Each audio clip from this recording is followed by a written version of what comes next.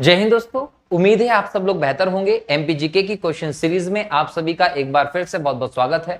दोस्तों एमपीजीके की question series का हमारा ये लगातार आज का 31वां लेक्चर है, जिसमें हम मध्य प्रदेश में होने वाले प्रमुख उत्सव, मध्य प्रदेश में होने वाले प्रमुख मेलों के बारे में बात करेंगे। साथ ही साथ हम देखेंगे कि आने वाली परीक्षाओं में इससे संबंधित प्रश्न कैसे हो सकते हैं, एग्जाम्स जो पहले हो चुकी उनमें इनसे रिलेटेड प्रश्न कैसे आए थे। क्लियर? तो चलिए शुरू करते हैं आज के इस लेक्चर को, जिसमें आज का आपका पहला प्रश्न है दोस्तों, मध्य प्रदेश के किस स्थान पर जोगेश्वरी देवी का मेला आयोजित होता है। दोस्तों जोगेश्वरी देवी का मेला जो होता है वो मध्य प्रदेश में चंदेरी में होता है। चंदेरी दोस्तों अशोकनगर में है, याद रखिएगा। चंदेरी कहाँ है? चंदेरी अशोकनगर में है। और अशोकनगर मध्य प्रदेश का ऐसा जिला है जो 2003 में 15 अगस्त को गुना से अलग करके बनाया गया था। इसको गुना से अलग किया गया था वो समिति की सिफारिश पर। 2003 में 15 अगस्त को 3 जिले बने थे, जिसमें खंडवा से बुरहानपुर हो, शहडोल से अनूपपुर हो और गुना से अशोकनगर, ये 3 जिले आपको दिखाई पड़े थे। तो इसी अशोकनगर जो है यहाँ पर आपको जोगेश्वरी देवी का मंदिर देखने को मिलता है। और ये जो जोगेश्वरी देवी का मंदिर है ये चंदेरी में है। यहीं पर प्रतिवर्ष इस मेले का चैत्र के माह में आयोजन किया जाता है। बहुत फेमस मेला है, मध्य प्रदेश सहित और भी भारत के हिस्सों से यहाँ पर लोग आते हैं और अनेक प्रकार की वस्तुएं जो होती हैं, हस्तशिल्प की वस्तुएं होती है, उन सभी का यहाँ पर बेचने का काम भी होता है। कहीं ना कहीं ये जो मेले हैं ये आर्थिक दृष्टि से एक गरीब वर्ग के लिए एक साधन भी देखने को मिलते हैं, जिसके माध्यम से वो कमाई भी कर पाते हैं। तो बहुत इंपॉर्टेंट मेला है। पहले गुना आप उत्तर लिखते थे, लेकिन 2003 में जब अशोकनगर बना तो चंदेरी जो है अशोकनगर के साथ आप इसका उत्तर देखते हो। अशोकनगर का जो चंदेरी है दोस्तों, ये चंदेरी साड़ी के लिए भी फेमस है। चंदेरी साड़ी को यहाँ का जीआई टैग मिला हुआ है। बहुत बेहतरीन साड़ी यहाँ पर होती है, जिसको चंदेरी के नाम से पूरी दुनिया में जाना जाता है। जीआई टैग मिला हुआ है इसको यहाँ के नाम पर, और इसकी पहचान भी इसके नाम से स्थापित कर दी गई है। ठीक है, चलिए आगे बढ़ते हैं। अगला प्रश्न देखते हैं कि कौन सा मेला है, क्या है। अगला प्रश्न है दोस्तों आपका, महामृत्युंजय का मेला किस जिले में लगता है। दोस्तों याद रखिएगा, महामृत्युंजय का मेला रीवा में लगता है। और विशेष तौर पर हम देखें तो बसंत पंचमी के अवसर पर यह मेला लगाया जाता है। बहुत फेमस मेला है रीवा का, ये आप लोगों को ध्यान रखना। ठीक है, और रीवा से संबंधित फैक्ट भी याद रखिएगा कि रीवा जिले से ही अलग करके मऊगंज को मध्य प्रदेश का 53वां जिले के तौर पर स्थापित करने की जो घोषणा है वो मार्च 2023 में मध्य प्रदेश के मुख्यमंत्री शिवराज सिंह चौहान साहब ने की थी। ये आप लोगों को ध्यान रखना होगा। ठीक है, इसको हम सफेद शेरों की भूमि के नाम से भी जानते हैं। अगला प्रश्न है, तेजाजी का मेला किस स्थान पर लगता है। दोस्तों याद रखिएगा, सनावद। कि सनावद जो है दोस्तों ये गुना का है। गुना के सनावद में आपको तेजाजी का मेला दिखाई पड़ेगा। बहुत फेमस मेला है तेजाजी का। कहां लगता है तो याद रख लीजिएगा। अगला प्रश्न है, जल विहारी का मेला मध्य प्रदेश के किस जिले में आयोजित होता है। दोस्तों जल विहारी का मेला छतरपुर में आयोजित किया जाता है। बेतवा नदी यहां से निकलती है। बहुत फेमस मेला है, ये ध्यान रखना है। ठीक है, चलिए आगे देखते हैं। अगला प्रश्न है, मध्य प्रदेश के मेले और उनके स्थान में गलत युग्म को छांटना है। एक तरफ आपको मेले दिए गए, एक तरफ उनके स्थान दिए गए, दोनों में देखना है कि कौन सा मेला कौन से स्थान से संबंधित नहीं है। पहला ऑप्शन है कान्हा बाबा का मेला। कान्हा बाबा का मेला दोस्तों सोडलपुर में लगता है, बिल्कुल सही है। धामोनी उर्स सागर में होता है, ये भी सही है। माघ घाघरों का मेला सिवनी में होता है, ये भी सही है। लेकिन मानधाता का मेला दोस्तों याद रखिएगा ये पचमढ़ी में नहीं होता, इसका संबंध खंडवा से है, याद रखना। ठीक है, चलिए आगे देखते हैं। अगला प्रश्न है, बाबा गरीबनाथ का मेला कहां आयोजित किया जाता है। तो बाबा गरीबनाथ का मेला शाजापुर में आयोजित किया जाता है। ये क्वेश्चन एग्जाम में कई बार आ चुका है। अगला प्रश्न है, मध्य प्रदेश में बाबा शहाबुद्दीन ओलिया का उर्स कहां लगता है। दोस्तों बाबा शहाबुद्दीन ओलिया की जो दरगाह है वो हमें नीमच में दिखाई पड़ती है, और इन्हीं की इस दरगाह पर नीमच में इस मेले का भी आयोजन किया जाता है। ठीक है, अगला प्रश्न है, मध्य प्रदेश के किस संभाग में सर्वाधिक मेले आयोजित होते हैं। दोस्तों अगर हम संभाग की बात करें तो याद रखिएगा मध्य प्रदेश के उज्जैन संभाग में सबसे ज्यादा मेले आयोजित होते हैं। लगभग 200 से ज्यादा मेले यहाँ पर होते हैं। अगर संख्या के तौर पर देखें तो 227 के आसपास आंकड़ा देखने को मिलता है। इतने मेले आपको इस उज्जैन संभाग में देखने को मिलते हैं। उज्जैन संभाग में जो आपका बोल सकते हैं कि नागदा है, उसको 54वें जिले के तौर पर स्थापित करने की हाल ही में मुख्यमंत्री शिवराज सिंह चौहान जी ने घोषणा की है। तो मध्य प्रदेश में 54वां जिला कौन सा होगा, उज्जैन संभाग में नागदा होगा। ठीक है, अब यहाँ एक और चीज समझिएगा कि उज्जैन अगर जिले की बात कर लें दोस्तों तो पर्टिकुलर उज्जैन जिले में ही सबसे ज्यादा आपको मेले देखने को मिलते हैं। क्यों? उज्जैन जो है मध्य प्रदेश की धार्मिक राजधानी है। यहाँ पर मध्य प्रदेश की धार्मिक आपको जो संस्कृति वो बेहतर तरीके से देखने को मिलेगी और यहीं पर आपको मंगलनाथ मिलता है जिसको हम धरती के केंद्र के तौर पर जानते हैं। बराबर शिप्रा के नदी के तट पर महाकालेश्वर की ये नगरी है जो अभी हम वर्तमान में बात करें तो महाकाल लोक के लिए बहुत ज्यादा फेमस है, जिसके लिए आपको 900 मीटर के आसपास एक कॉरिडोर दिखाई पड़ता है जिसमें घूमकर आप महाकाल लोक की पूरी झलक देख सकते हैं। हिंदू संस्कृति, भगवान शिव आदि से संबंधित जो इंपॉर्टेंट यहाँ दृश्य हैं वो आपके लिए बहुत इंपॉर्टेंट हो सकते हैं, अच्छे ज्ञान के साधन हो सकते हैं। ठीक है, अगला प्रश्न दोस्तों, मध्य प्रदेश उत्सव कहां पर मनाया जाता है? याद रखिएगा, मध्य प्रदेश उत्सव दिल्ली में मनाया जाता है। मध्य प्रदेश उत्सव जो है वो दिल्ली में मनाया जाता है। इस उत्सव को बड़े धूमधाम से आयोजित करते हैं और इस उत्सव में मध्य प्रदेश की कला संस्कृति की प्रदर्शनी लगाई जाती है।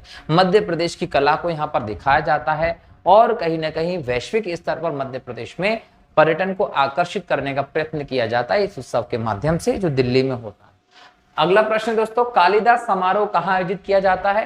तो याद रखिएगा, कालिदास समारोह जो है इनमें से कोई नहीं इसका उत्तर आएगा। क्यों? कालिदास समारोह कालिदास अकादमी उज्जैन में होता है। उज्जैन से कालिदास जी का एक इंपॉर्टेंट संबंध रहा है, याद रखिएगा। और कालिदास जो थे उन्हें हम दुनिया में संस्कृत का सबसे महान कवि कहते हैं। याद रखिएगा, संस्कृत का सबसे महान कवि कहते हैं। और कालिदास की जीवन की जो स्टोरी है दोस्तों बहुत प्रेरणादायक है। क्यों? क्योंकि ये वही कालिदास हैं जिन्हें एक समय में सबसे मूर्ख इंसान के तौर पर देखा जा रहा था। जब भी आपने कहानियां सुनी होंगी उसमें उस व्यक्ति की कहानी आपने जरूर सुनी होगी जो जिस डगाल पर बैठा था उसी डगाल को काट रहा था। लोगों के लाख कहने के बावजूद इन्होंने उस चीज को समझा नहीं और डगाल काट के खुद ही नीचे गिर गए थे।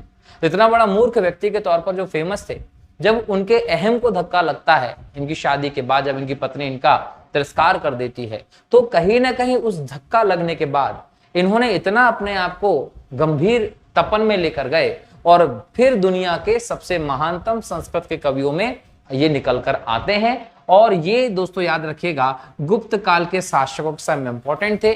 जब हम चंद्रगुप्त विक्रमादित्य की बात करते हैं तो उनके दरबार के 9 रत्न जो हुआ करते तो उनमें से एक कालिदास थे। कालिदास ने संस्कृत में कई सारे ग्रंथों की रचना की जिनमें अभिज्ञान शाकुंतलम एक इंपॉर्टेंट दृश्य रहा। इसके अलावा मेघदूतम हो, ऋतु संहारम हो, विक्रम वर्ष्यम रहा हो, ये सभी के सभी इंपॉर्टेंट ग्रंथ रहे किसके? कालिदास जी के। और इनके लिए ही, चूंकि इनका संबंध उज्जैन से रहा, इसलिए उज्जैन में कालिदास अकादमी भी है और इनके सम्मान में ही उज्जैन में कालिदास समारोह भी आयोजित किया जाता है। ये आप लोगों को ध्यान रखना है। ठीक है, इन्हें हम भारत के शेक्सपियर के नाम से भी जानते हैं, इनके योगदान के चलते ध्यान रखना है। ठीक है दोस्तों, चलिए आगे बढ़ते हैं। अगला प्रश्न है, प्रदेश ही नहीं देश का सबसे बड़ा नृत्य उत्सव कहां होता है? याद रखिए, खजुराहो। खजुराहो जिसको आप मंदिरों के तीर्थ के तौर पर जानते हैं, मूर्ति कला के तीर्थ के तौर पर जानते हैं, ये खजुराहो जिसमें मंदिरों की स्थापना 950 से 1050 ईस्वी में चंदेल राजाओं के माध्यम से की थी। और यहाँ जो मंदिरों का समूह था वो 85 मंदिरों का समूह था जिसमें से 22 मंदिर अभी शेष बचे हुए हैं। और इन सभी मंदिरों के क्षेत्र में ये जो खजुराहो समारोह है दोस्तों, यहाँ पर भारत का सबसे बड़ा नृत्य उत्सव जो है वो मनाया जाता है। क्लियर? और ये भी याद रखिएगा, इस नृत्य उत्सव में पूरे मध्य प्रदेश की, पूरे खजुराहो क्षेत्र की पूरी झलक को प्रस्तुत किया जाता है, पर्यटन को आकर्षित किया जाता है। खजुराहो वाले क्षेत्र को दोस्तों आप जेजाक भुक्ति के नाम से भी जानते थे और चंदेल राजाओं की यहाँ पर राजधानी भी रही है। खजुराहो दोस्तों एक नग्न आर्ट के लिए फेमस है। यहाँ की मूर्तियां विशेष प्रकार की मूर्तियां हैं जो वात्स्यायन के काम सूत्र पर आधारित है। क्लियर? तो ये खजुराहो है, छतरपुर क्षेत्र में आपको देखने को मिलता है और यूनेस्को की विश्व धरोहर सूची में शामिल मध्य प्रदेश का एक इंपॉर्टेंट स्थल है खजुराहो, जहां पर देश का सबसे बड़ा नृत्य उत्सव जो है वो मनाया जाता है। ठीक है दोस्तों, चलिए आगे देखते हैं। अगला प्रश्न है, मध्य प्रदेश में मालवा उत्सव कहां आयोजित किया जाता है? दोस्तों मालवा उत्सव मध्य प्रदेश में एक वार्षिक उत्सव है जो हर साल मनाया जाता है। और मध्य प्रदेश में अगर हम देखें तो मालवा उत्सव मालवा की संस्कृति को उजागर करने के लिए, उसको फेमस करने के लिए, उसके प्रचार के हिसाब से किया जाता है। ये उत्सव जब भी आयोजित करते हैं तो इसमें जो हमारी हस्तशिल्प और क्षेत्रीय कलाकृति होती है, जो वस्तुएं होती है, उनके एक प्रकार की पूरा एक बेचने का एक पूरा पंडाल लगाया जाता है जिसमें अलग अलग प्रकार की वस्तुएं मौजूद होती हैं। ठीक है, और इंदौर में, उज्जैन में और मांडव, ये तीनों जगह पर आपको मालवा उत्सव देखने को मिलता है। क्लियर? मालवा की संस्कृति को कहीं ना कहीं ये दिखाने के लिए, शो करने के लिए एक अच्छा प्लेटफॉर्म होता है। और इस मालवा उत्सव के दौरान मालवीय संस्कृति पर आधारित कुछ सांस्कृतिक जो कार्यक्रम होते हैं वो भी प्रदर्शित किए जाते हैं और काफी संख्या में लोग इन्हें देखते हैं। लेकिन जो स्थानीय लोग हैं जो अपनी हस्तशिल्प के लिए, विशेष प्रकार के कलाकृतियों के लिए जाने जाते हैं, वो यहाँ पर अपनी कलाकृतियों को लाते हैं और कहीं ना कहीं उसका एक एग्जीबिशन टाइप लगाते हैं। लोग यहाँ आकर इनको खरीदते हैं, जिससे कि इनको एक आर्थिक आधार भी प्राप्त होता है। ठीक है, चलिए, मध्य प्रदेश का जो संस्कृति मंत्रालय वो इसका आयोजन करता है तीनों जगह पर। अगला प्रश्न है, खजुराहो नृत्य समारोह कब से शुरू हुआ था? दोस्तों याद रखिएगा, खजुराहो नृत्य समारोह 1976 से शुरू हुआ था। ठीक है, अगला प्रश्न है, मध्य प्रदेश की राजधानी भोपाल स्थित रविंद्र भवन क्या है? दोस्तों याद रखिएगा, रविंद्र भवन एक सभागृह है। भोपाल में रविंद्र भवन एक सभागृह है और यहाँ पर 4000 से ज्यादा लोगों के बैठने की व्यवस्था है। बड़ी बड़ी सभाएं, धार्मिक सांस्कृतिक आयोजन जब होते हैं तो यहाँ पर आपको देखने को मिलते हैं सभागृह में। बराबर, चलिए आगे बढ़ते हैं। अगला प्रश्न है, मध्य प्रदेश में अधिकांश समारोह का आयोजन कौन सी परिषद करती है? तो याद रखिएगा, मध्य प्रदेश कला परिषद जो है वही मध्य प्रदेश में जितने भी समारोह होते हैं उनका आयोजन करती है। ठीक, चलिए आगे देखते हैं। अगला प्रश्न है, मध्य प्रदेश संस्कृत अकादमी की स्थापना कब की गई थी? याद रखिएगा, मध्य प्रदेश में संस्कृत अकादमी की स्थापना 1985 में की गई थी और महर्षि पाणिनि संस्कृत विद्यालय जो है दोस्तों, महाविद्यालय, वो भी उज्जैन में स्थापित किया गया है। क्लियर? तो संस्कृत के लिए भी भारत मध्य प्रदेश में कई सारे कदम उठाए गए हैं। अगला प्रश्न है, उज्जैन में अगला सिंहस्थ कब आयोजित होगा? दोस्तों याद रखिएगा, जो पिछला सिंहस्थ का मेला था वो 2016 में हुआ था। इसमें 12 और जोड़ दिए तो लगभग 2028 के आसपास आपको मध्य प्रदेश के उज्जैन में अगला सिंहस्थ, जिसको हम कुंभ का मेला कहते हैं, वो आयोजित होगा। हर्षवर्धन के समय से शुरू हुआ एक कुंभ का मेला है, जिसकी पृष्ठभूमि कहीं ना कहीं अमृत मंथन के दौरान निकले अमृत से भी संबंधित है और ये एक बहुत ही पवित्र मेला है। दुनिया के सबसे बड़े मेले के तौर पर, उत्सव के तौर पर आप इसको देखते हैं, जिसमें करोड़ों श्रद्धालु आते हैं और भारत में हर 12 वर्ष के अंतराल पर 4 जगहों पर कुंभ का मेला लगता है। इलाहाबाद की बात करें, प्रयागराज में संगम पे, हरिद्वार में बात करें, उज्जैन में बात करें, नासिक में। नासिक में ये जो मेला है गोदावरी की तरफ पर लगता है, याद रखना है। क्लियर दोस्तों? चलिए आगे देखते हैं। अगला प्रश्न है, कालिदास अकादमी की स्थापना किस सन में हुई थी? 1977 में उज्जैन में कालिदास अकादमी की स्थापना हुई थी। अगला प्रश्न है, बाबा शहाबुद्दीन का मेला मध्य प्रदेश में किस स्थान पर होता है? तो बाबा शहाबुद्दीन का मेला दोस्तों नीमच और मंदसौर में होता है, क्योंकि यहीं पर इनकी दरगाह है। चैत्र उत्सव नृत्य मध्य प्रदेश में किस जनजाति में होता है? तो दोस्तों याद रखिएगा, ये जो है ये गोंड जनजाति में आपको देखने को मिलेगा। गोंड जनजाति जो है वो भारत की सबसे बड़ी जनजाति, और अगर मध्य प्रदेश की बात करें तो मध्य प्रदेश की दूसरी बड़ी जनजाति है, जो मुख्य तौर पर सतपुड़ा के क्षेत्रों में आपको मिलती है। पूर्वी, दक्षिण पूर्वी सतपुड़ा में आपको, ये पहाड़ी क्षेत्रों में आपको दिखाई पड़ेगी, नर्मदा घाटी के आसपास वाले क्षेत्रों में। ठीक है, गोंड भारत की सबसे बड़ी जनजाति है, मध्य प्रदेश की दूसरी बड़ी जनजाति है। आदिम परंपराओं पर आधारित एक जनजाति है, जिसमें युवा ग्रह घोटुल की परंपरा है वैवाहिक संबंधों के अंतर्गत। अगला प्रश्न है, भारत भवन की औपचारिक स्थापना किस वर्ष की गई थी? 1982 में भारत भवन की औपचारिक स्थापना की गई थी। जेल प्रहरी 2015, कराधान सहायक अधिकारी 2012 वाले में जो एग्जाम रहे वहां पर आपको ये प्रश्न देखने को मिलता है। ये एज इट इज प्रश्न आया था, जिसमें पूछा था भारत भवन। दोस्तों भारत भवन जो है भोपाल में है और चार्ल्स कोरिया जो है उसके वास्तुकार रहे। 1982 में ये बना था और मध्य प्रदेश का एक इंपॉर्टेंट संस्था के तौर पर आप इसको देखते हैं। प्रशासनिक जो आपको कार्यालय है वो आपको यहाँ पर देखने को मिलेंगे। अगला प्रश्न है, उस्ताद अलाउद्दीन खां संगीत समारोह प्रतिवर्ष कहाँ आयोजित होता है? दोस्तों मेहर में होता है। कहाँ होता है? मेहर में होता है। उस्ताद अलाउद्दीन खां जो है दोस्तों, इनका जन्म हुआ था लगभग 1862 के आसपास। कहाँ हुआ था इनका जन्म? तो याद रखेंगे, बांग्लादेश में। और लगभग 1972 के आसपास देखते हैं इनकी मृत्यु हुई थी। कहाँ? मेहर में। तो इनका जो मूल है दोस्तों वो बांग्लादेश रहा, बाद में ये मध्य प्रदेश के मेहर आए और यहाँ पर इन्होंने संगीत के क्षेत्र में बड़े काम किए। विशेष तौर पर देखें तो अलाउद्दीन खां जो थे वो सरोद वादक थे। सरोद जो वाद्य यंत्र होता है उसको बजाने का काम करते थे अलाउद्दीन खां, और इनकी मृत्यु कहाँ हुई थी? मेहर में हुई थी। इसीलिए इनके याद में मेहर को हम संगीत की नगरी के नाम से भी जानते हैं। ठीक है, अगला प्रश्न है, हीरा भूमिया मेला निम्नलिखित में से किस जिले में आयोजित किया जाता है? वन रक्षक 2013 में ऐसा कैसा क्वेश्चन आ चुका है। हीरा भूमिया का मेला दोस्तों ग्वालियर में आयोजित होता है। कुछ जगहों पर दोस्तों दतिया का नाम भी आता है, याद रखिएगा ग्वालियर। मध्य प्रदेश में प्रतिवर्ष निर्माण उत्सव कहाँ आयोजित होता है?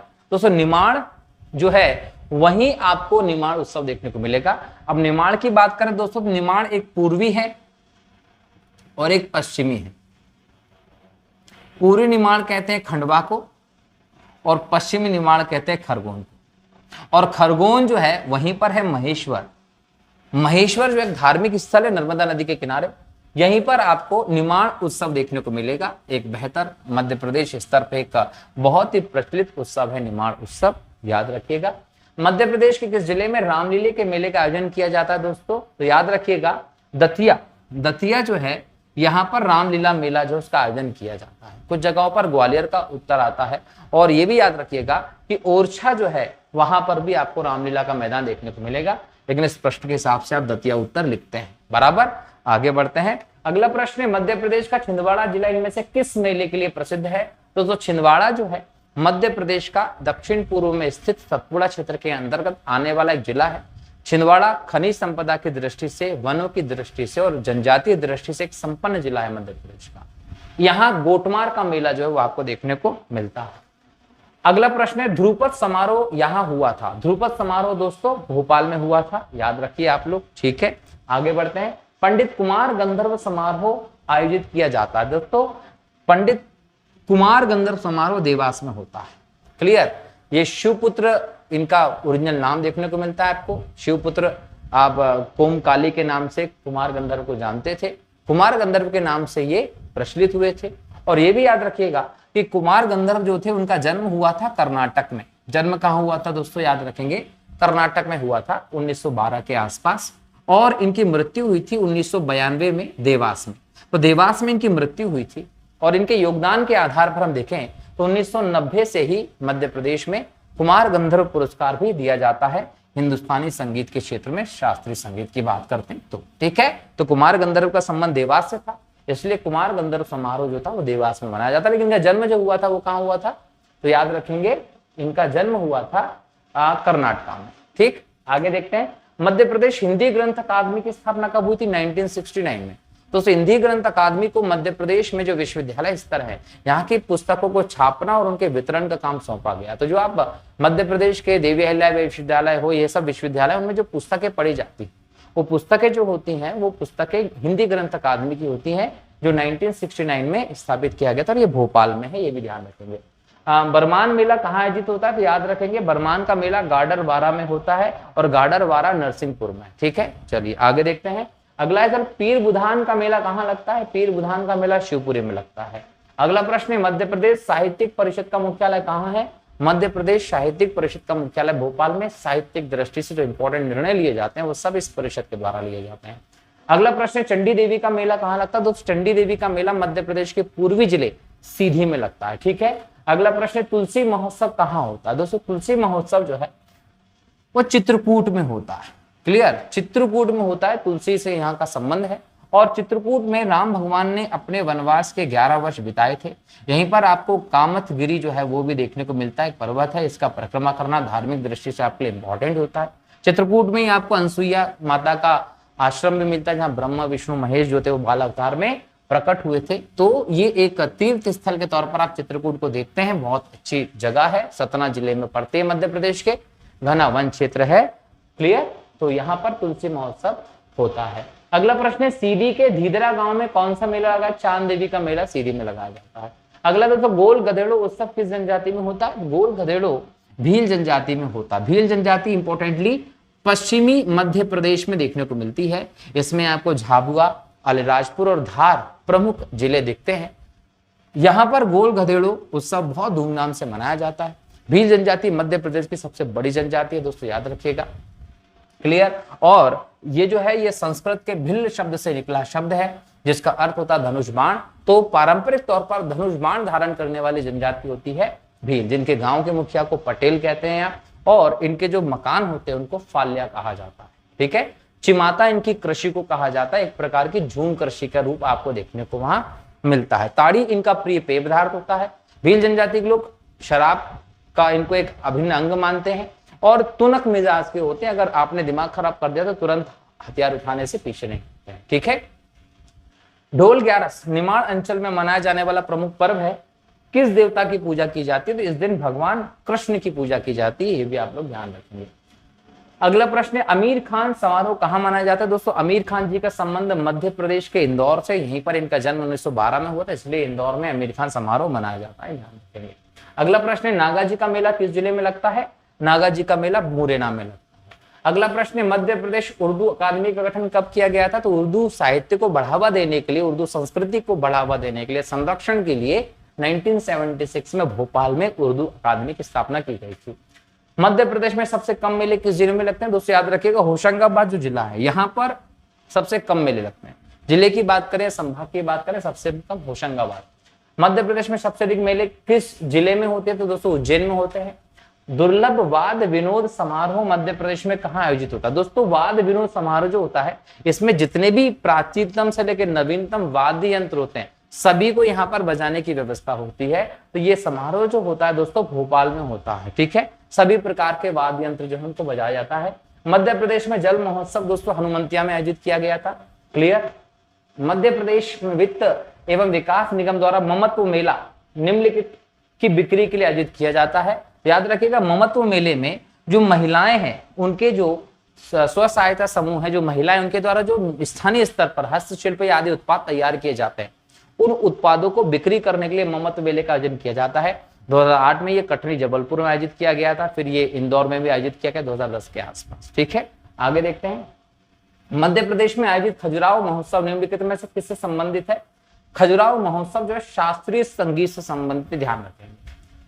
खजुराहो नृत्य महोत्सव के दौरान निम्नलिखित में से कौन सा नृत्य नहीं किया जाता? दोस्तों मटकी जो मालवा क्षेत्र में इंपॉर्टेंट नृत्य चलता है, ये खजुराहो नृत्य समारोह में नहीं होता। बाकी कथक जो आपको केरल का दिखाई पड़ेगा वो यहाँ होता है, उड़ीसा का ओडिसी होता है, ये उड़ीसा में चलता है, याद रखिएगा आप, ठीक है। इसके अलावा हम देखें तो कुचिपुड़ी जो है ये भी आपको आंध्र प्रदेश में देखने को मिलेगा, कुचिपुड़ी। तो ये सारे के सारे यहाँ पर होते हैं। भरतनाट्यम हुआ, यहाँ पर देखने को मिला। कथकली जो लखनऊ का है वो भी आपको यहाँ देखने को मिलता है ना। तो ये सारे के सारे मोहिनी अट्टम ये सब मिलेंगे, मटकी नहीं मिलता। ये क्षेत्रीय स्तर पर प्रचलित डांस की कला है, क्लियर दोस्तों। अगला प्रश्न है, मध्य प्रदेश साहित्य परिषद की स्थापना कब हुई थी? 1952 में भोपाल में मध्य प्रदेश साहित्य परिषद की स्थापना की गई थी, मध्य प्रदेश में साहित्य के विकास के लिए, उसको संरक्षण प्रदान करने के लिए। अगला प्रश्न है, भोजपुर महोत्सव किसके मुख्यमंत्रित्व काल में प्रारंभ हुआ था? दोस्तों 1980 में सुंदरलाल पटवा जी सीएम बने थे और इस समय से ही आपको भोजपुर महोत्सव का प्रारंभ देखने को मिलता है। लेकिन 1993 में दिग्विजय सिंह जी ने इस पर प्रतिबंध लगवा दिया था। बाद में 2007 के आसपास शिवराज सिंह चौहान साहब ने इसको दोबारा से प्रारंभ करवाया था। ये भी आप लोगों को ध्यान रखना, क्लियर दोस्तों। चलिए, तो इस प्रकार से हमने आज के इस मध्य प्रदेश क्वेश्चन सीरीज के क्लास में मध्य प्रदेश के मेले और उत्सव से संबंधित कई महत्वपूर्ण प्रश्न देखे हैं। ये प्रश्न आपके लिए आइडियल प्रश्न हो सकते हैं, इनके आधार पर आप दूसरे प्रश्नों को और तैयार भी कर सकते हैं, क्लियर दोस्तों। तो मिलता हूं अगले लेक्चर में नए टॉपिक के साथ, नए क्वेश्चंस लेकर। तब तक के लिए बहुत बहुत शुक्रिया। जय हिंद, जय भारत, वंदे मातरम। और हाँ, जिन्होंने चैनल को सब्सक्राइब नहीं किया प्लीज चैनल को सब्सक्राइब कर लीजिएगा, वीडियो को शेयर करना मत भूलिएगा, लाइक करना मत भूलिएगा, क्लियर दोस्तों। चलिए, थैंक यू।